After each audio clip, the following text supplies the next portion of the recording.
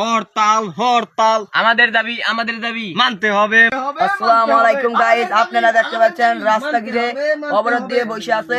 তো কি জন্য বাইরে অবরোধ দিয়েছে তা আপনারা এখন শুনবেন।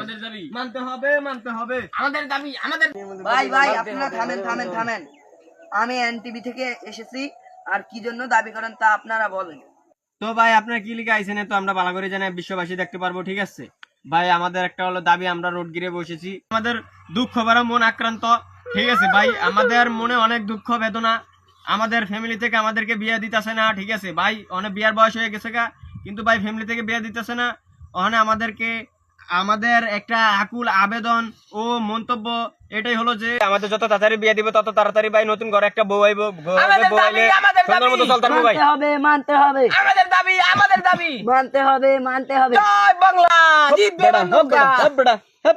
কি এর মধ্যে কি লইছো?